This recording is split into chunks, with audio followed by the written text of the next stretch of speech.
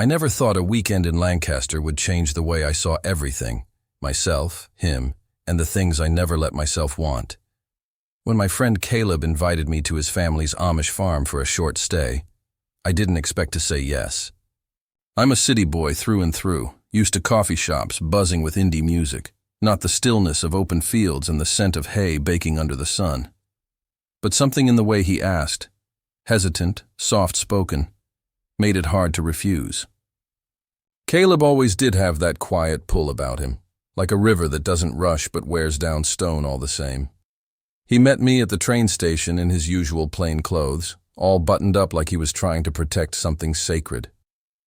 No phone, no watch, just him and a horse-drawn buggy that creaked along like time had slowed to match his pace. And I, with my suitcase full of chargers and denim jackets, suddenly felt loud in every possible way. We hadn't been close for long, just a handful of months since we met during his brief stint volunteering at the library where I worked. I remember the first time I saw him struggling to shelve a stack of oversized reference books, his sleeves rolled up, forearms dusted in sunlight. He was polite to the point of shyness, barely meeting my eye, but there was something else there, a warmth, a kindness that made you want to lean in closer. So I did. Slowly. Over time, we'd fall into conversation during his shifts, about books, faith, the world he left behind when he stepped into mine. He never spoke ill of his Amish upbringing, but there was always a pause in his words, like he was balancing between two truths he hadn't quite reconciled. He'd left the community once to see what was out there, as he put it, but he'd never really explained why he went back. Until last week when he invited me to visit. "I think you'd like it," he said, eyes downcast but hopeful. "It's peaceful, different." Different didn't even begin to cover it. Now, as the buggy rattled toward his family's farm, the air grew stiller, thicker, like every breath was weighed down by the quiet beauty of the place. Wildflowers lined the path in careful clusters, and rows of corn stretched like soldiers on either side. The barn, in the distance, stood like a secret waiting to be told. I glanced at Caleb beside me. His eyes were fixed on the road, jaw tight, hands steady on the reins. I watched the way his thumb rubbed the leather strap, absent-mindedly, like he was nervous. Or maybe I was just hoping he was. I told myself I was here to experience something new. But the truth buzzed quietly under my skin. I was here because of him. Because some part of me, deep and trembling, wanted to know what it would feel like if Caleb ever looked at me like I looked at him. And part of me was terrified that in this place where nothing was allowed to be loud, my feelings would finally speak. I learned early on that Caleb didn't talk unless he had something worth saying. Not in a brooding way. He just lived slower, quieter, intentional. Where I might fill silence with sarcasm or a nervous laugh, Caleb let silence bloom like a flower between us. And weirdly, it never felt uncomfortable. The first evening on the farm, after dinner with his family, who were kind but distant, we snuck out to the edge of the property where the wheat field caught the last of the sun. He carried a blanket and 2 bottles of sarsaparilla, and when I raised an eyebrow at the drink, he said, "No caffeine, no temptation." Then he smirked. That smirk messed me up more than I'd like to admit. "So what do you guys do for fun?" "Out here?" I asked, settling beside him, careful not to sit too close.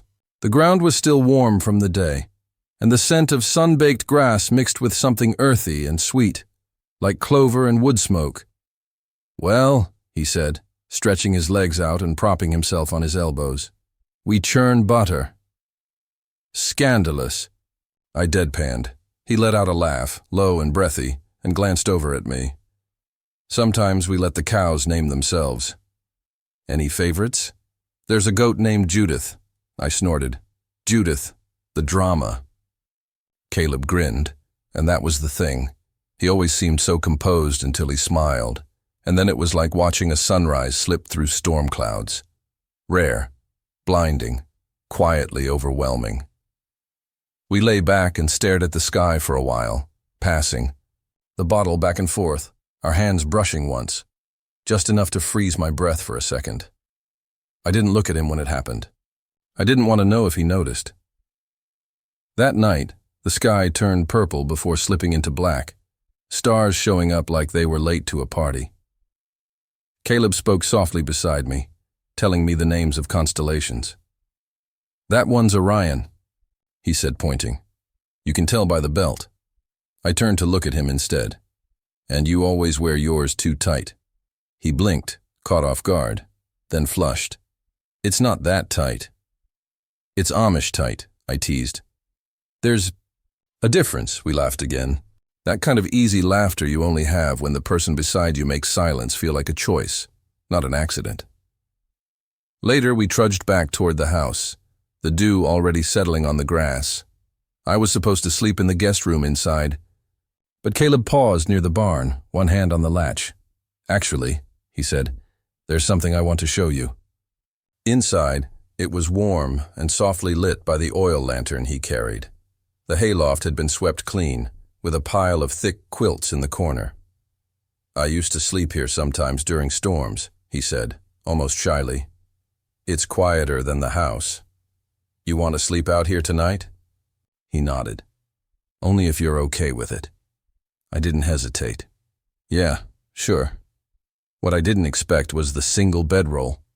A thick pile of quilts, yes, but definitely meant for one. He noticed me noticing and scratched the back of his neck. "Didn't think it through," he said, but made no move to fix it. "It's fine," I murmured, heart thudding. "We'll figure it out." We lay side by side, not touching but close enough that every movement made the air between us hum. I could hear his breathing, steady but deep, like he was trying to stay calm. Outside, wind rustled the trees. A soft roll of thunder pulsed in the distance, just enough to justify sharing a space meant for warmth. I rolled onto my side, facing him. "Do you miss it? The outside world?" Caleb's eyes met mine in the low light. "Sometimes, but mostly I miss the people." "You miss me?" I meant it as a joke, but it came out softer, less sure. His gaze lingered. "You talk too much." My chest ached in the best way. "And yet you invited me here." He didn't answer that. He just smiled, slow, knowing, and let the silence speak instead. It rained hard the next night, angry, slanted sheets that sounded like nails against the barn roof. We'd gone to bed earlier, still in the loft, half draped under the quilts. Caleb had said it was fine, that no one came out here this time of night. I didn't ask why I was more comfortable in the loft with him than in the guest room with 4 clean pillows and a private door. But now the thunder rolled in like something alive, heavy enough to shake the wooden beams. And I woke, up to Caleb sitting upright, rubbing his arms in the faint glow of the lantern we'd left burning low. I shifted under the covers and sat up beside him, the cool air brushing my skin where the quilt slipped off my shoulder. "You good?" I asked, my voice hushed and scratchy with sleep. He nodded but didn't speak. His hair was mussed, sticking, up at the crown, and his expression was unreadable, somewhere between focus and memory. "Storm bothering you?" He looked at me then, his eyes darker in the low light. "Not really. Just haven't heard one like this in a while." I could have let it go, but something in his posture, tight shoulders, fingers gripping the edge of the quilt, made me hesitate. "Want to talk about it?" A long pause. Then he whispered, "My dad used to say thunder was the sound of sin trying to escape the earth." I exhaled slowly, unsure how to respond. That's a hell of a thing to say to a kid. He gave a soft laugh, but it didn't carry. He had a lot of sayings. I watched him then, his profile lit faintly by lantern light. I wanted to reach out, place a hand on his shoulder, tell him he didn't have to carry all of it alone. but my hand stayed frozen beneath the quilt. Instead, I leaned back, pulled the covers over my chest and said, "Well, if the earth's trying to get rid of sin, we better stay up here and let it pass. No use getting struck." He finally smiled, a ghost of it. That's the kind of logic my mother would call foolish but comforting. I laid back again, adjusting to give him more room, and to my surprise, he slid closer. Not close enough to touch, but close enough that the warmth of his body crept under the covers like something slow and intentional. We lay there in silence, the storm wrapping around the barn like a second skin. I was hyper-aware of every breath he took, every shift of fabric, every accidental graze of his foot against mine beneath the quilts. "Cold?" I asked when I noticed him shiver. He hesitated. A little. And before I could overthink it, I reached down, lifted the edge of the quilt, and tugged him in closer, until our shoulders touched, then thighs, then knees. Every inch of contact made my chest ache in that sweet, awful way. He didn't pull away. The heat between us grew, not from the storm or the quilts, but from something deeper, older. Like a tension that had always been there, finally surfacing in the dark. "I didn't expect you to come here," Caleb said suddenly, his voice low and rough. "To the barn, to this place, this life." He turned his head slightly toward me. I could feel his breath on my cheek now. "You don't belong here," I swallowed hard. And yet, here I am. His eyes searched mine, flicking between them like he was trying to read something written under my skin. "You confuse me," he said, barely a whisper. I almost asked how. I almost pushed. But my throat tightened, and all I could say was, "Yeah." "You too." The barn creaked with the wind. Somewhere below, a horse snorted. Rain tapped the roof like impatient fingers, and then he shifted, just slightly, and his arm brushed mine under the covers.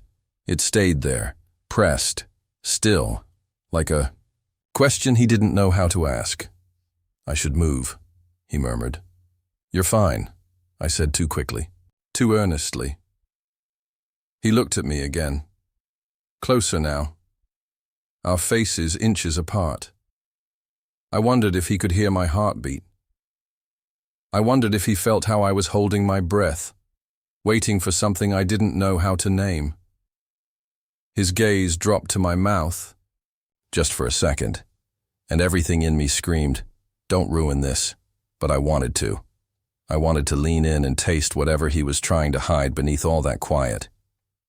I wanted to see if he trembled like I did, if he'd break apart in my hands the way I dreamed about, slowly, carefully, completely. Instead, I whispered, "I won't tell anyone. If that's what you're afraid of." He didn't answer right away, just looked at me, long and hard, like the silence itself was the confession. Finally, he said, "That's not what I'm afraid of." And he didn't move. He stayed right there, close enough that the space between us stopped feeling like hesitation and started feeling like gravity. I didn't sleep much after that. Not with Caleb so close beside me, his breath soft and steady, our arms still brushing under the quilt. The storm outside had eased to a low, distant rumble, but inside me, everything was louder. My thoughts, my pulse, the quiet ache that had been building for days, months, maybe longer than I dared admit. When I finally rolled to face him, he was already watching me. Neither of us said anything at first, just looked. The lantern was almost burned, out casting a dull orange glow on the beams above us. His eyes caught what little light there was, and for a moment I could almost pretend this was normal, that lying beside him like this wasn't doing something to my chest, that the air between us wasn't bending inward, taut and trembling, like a string about to snap. "Did you mean what you said?" he asked suddenly, his voice hoarse from sleep or nerves. I couldn't tell. I blinked. "About what?" "That you wouldn't tell anyone." I nodded. I meant it. He stared at me hard. Not accusing, not afraid. Just searching. Then he exhaled slowly and whispered, "I've never told anyone anything." My breath caught. "What do you mean?" He didn't answer right away. Instead, he sat up a little, tugging the quilt with him, his hair shadowing his eyes. "I've always been good, obedient, quiet. You know how it is here. You don't speak what shouldn't be spoken. You swallow it down, and after a while it's like it never existed." "But it still does," I said gently. He looked at me then. Really looked. "It never goes away." Silence fell again. The kind that meant something. I pushed myself up, on one elbow, heart pounding in my throat. "Caleb." He turned his face away. "You don't understand." "I'm trying to," I said, more forcefully than I meant to. "I want to." He laughed under his breath, bitter and soft. "What? Would you understand about wanting something you're not even allowed to think about?" I swallowed hard. "You think I haven't?" His eyes snapped back to mine. "I've wanted things I wasn't supposed to want," I said, words tumbling out before I could censor them. "I've kept secrets. I've looked at someone, looked at you, and hated myself for how badly I wanted to touch you." He flinched like I'd slapped him. I almost pulled back, almost said I didn't mean it. But I did, and he knew it. His mouth parted, like he wanted to speak, but no sound came. I kept going, slower now. "I didn't come here to mess with you. I didn't plan any of this. But from the moment you walked into that train station with your collar buttoned to your throat and your eyes too sad for your age, I knew I was in trouble." He didn't blink, just breathed. "You're kind, Caleb, and you listen, and when you laugh it's like the sun cuts through everything, and I've been trying so hard not to see you like that. But I can't anymore." Still, he said nothing. So I dropped my gaze, heart bruised from the weight of it all, and added quietly, "You confuse me too." For a long moment, all I could hear was the rustle of wind against the barn walls. Then, "I've thought about kissing you." The words hit like lightning. I looked up fast. He was staring at the floorboards, cheeks flushed, hands twisting the edge of the quilt. "Sometimes at night," he continued, his voice shaking, "I'd think about what it would be like. Just once. Before I die. Before I bury it again. I couldn't move. I couldn't breathe. I told myself it was sin. I told myself it was just because I'm lonely, or curious, or broken somehow. But when I saw you today in the hay, when you smiled at me like you saw all of me, I stopped being able to lie." His hands stilled. "And now you're here beside me. And all I can think about is how badly I want you to touch me again, like earlier, like you meant it." I sat up fully then, chest tight and aching, eyes locked to his. I did mean it. Slowly, I reached out and placed my hand on his. He stared down at our fingers, like the contact alone was a revelation. When he didn't pull away, I shifted closer. "We don't have to do anything. You don't owe me anything. But if you're scared—" "You don't have to be, not with me." He looked up, and in that moment, the fear in his eyes broke into something else. Longing. He leaned in first. It was a slow, hesitant movement, one that could have been mistaken for something else if I hadn't been holding my breath waiting for it, but then his lips brushed mine, tentative, barely there. I froze, overwhelmed by how soft he was, how careful. Like he was afraid he'd break something sacred. When he pulled back an inch, our foreheads nearly touched. "That okay?" he whispered. I nodded, voice gone. "Yeah." Then I kissed him again, properly this time.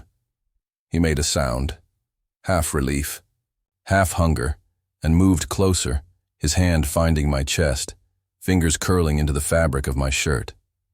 I mirrored him, cupping his face, running my thumb along the edge of his jaw, stunned by how warm and real he felt beneath my hands. His kiss deepened, still cautious but more certain now, as if every second built his confidence brick by brick. He tasted like hay dust and breathless promises, and I wanted to drown in it. When we finally broke apart, he looked dazed. Beautiful.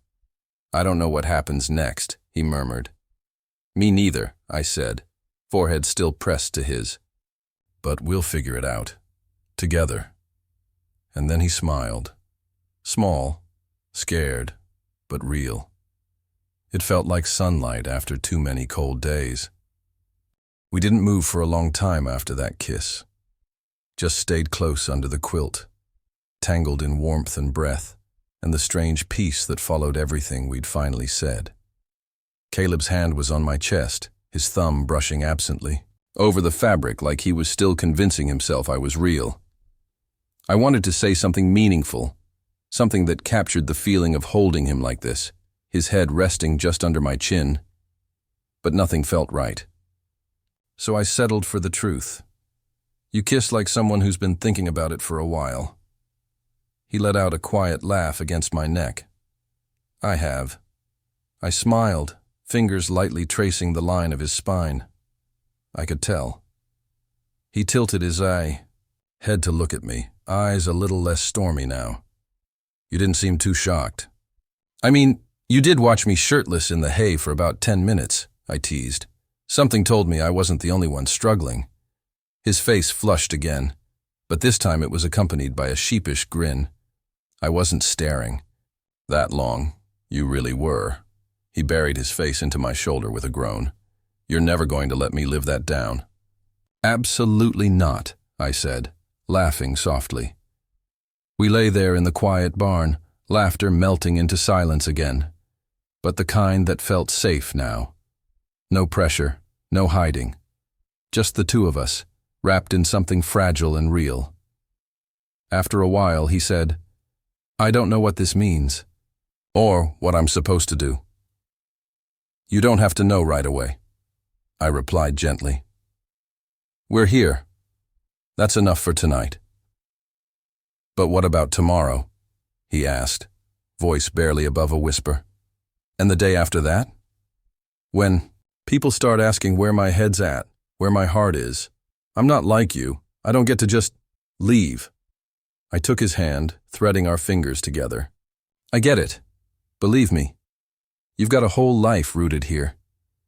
But we don't have to solve everything tonight. We just took the first step. We'll figure out the next ones together. He was quiet, but his grip on my hand tightened. I want to keep choosing this, I added. Whatever this becomes, I want you. Caleb's eyes shone, and I could see it, hope, mingled with terror, but also something softer, something that hadn't been there before. I want you too, he whispered. That was all I needed. He moved closer, tucking his head against my chest again, like he was finally allowing himself to rest. I held him tighter this time, hand at the small of his back, and felt his body fully relax for the first time since I'd arrived at the farm. You know, he murmured, lips brushing my collarbone. You're the first person who ever really saw me. Then they were all blind, I said, because you're hard to miss. He laughed, then bit his bottom lip. You always say stuff like that, like flirting just comes easy to you. It doesn't, not when it counts. His eyes found mine, warm and open. This counts, more than anything. That earned me a small, proud smile. He reached up, brushing his fingers against my cheek, and I leaned into the touch like it was the only thing tethering me to earth. I want to fall asleep like this, he said softly. With you. Then do. I'm serious. I want to wake up and still be allowed to touch you. You will be. Outside, the rain had stopped. The world was quiet again. But inside that barn, something new had taken root. Delicate, a little unsteady, but undeniably alive. We didn't talk much more after that. Just held each other under the quilt, his fingers resting on my chest like he was memorizing the shape of the life we could have, if we were brave enough. And for the first time in a long time, we both fell asleep without fear. Morning light filtered through the slats in the barn walls, soft and golden, catching in the dusty air like glitter suspended in time. I woke up with Caleb still curled against me, his breath slow and even, one hand resting over my heart like he belonged there. And maybe he did. For a while I just watched him, his lashes brushing his cheeks, his mouth parted slightly in sleep, his chest rising and falling with each breath. There was something sacred about it, about this quiet moment. After the storm, it felt like the first page of a new chapter neither of us had dared to believe we'd get. Eventually his eyes fluttered open, squinting against the light. He blinked a few times, then looked up at me like he couldn't quite believe I was still there. "I didn't dream it?" he asked, his voice husky with sleep. I shook my head. "No dream. You sinned heavily with me in a barn, remember?" He gave me a soft laugh, then nudged me playfully. "Don't remind me. The bishop would faint." "I'll catch him." "You wouldn't be welcome after that." "I'd live." He sat up a little, pulling the quilt around his shoulders, looking out at the soft morning beyond the barn doors. "I should be panicking, but I'm not." "Why do you think that is?" Was quiet for a beat. Then, "Because I'm tired of being scared." That hit deeper than he probably knew. I sat up too, brushing hay from my hair.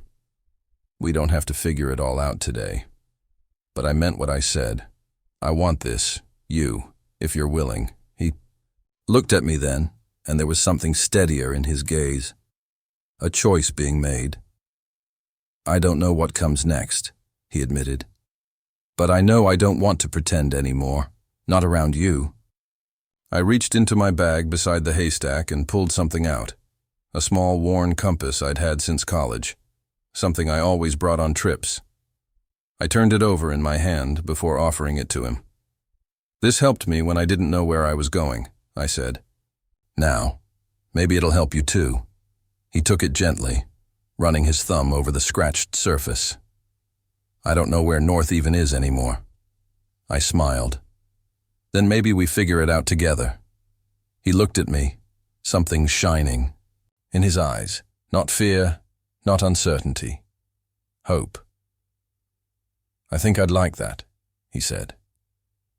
We didn't rush back to the house. We stayed there in the barn a little longer, sitting close, our fingers laced together in the warmth of the sun. Outside, the farm stirred to life, roosters crowing, cows shifting in their pens, the creak of wood and life and morning. Caleb leaned his head on my shoulder. "You're going to make fun of me for this," he murmured. "Definitely. But say it anyway. I think I was always waiting for you. I just didn't know it until yesterday." I didn't tease him. Instead, I kissed the top of his head and said, "Then I'm glad I finally showed up." Later that day, we walked side by side through the tall grass behind the barn, letting the wind tangle in our hair. No one was watching. And even if they were, I think, for the first time, Caleb wouldn't have cared. As we passed under the old oak tree near the pasture, he stopped, tugged on my hand, and pulled me back toward him. He didn't say anything, just smiled and lifted the compass between us. "I want you to stay," he said simply. "Even if it's just for a little while. Stay and be my north for now." I squeezed his hand. "I'm not going anywhere." And I meant it. Whatever storm might come next, we'd weather it together. Because in a barn full of sin, I'd found something pure. And this, whatever it was between us, was just beginning.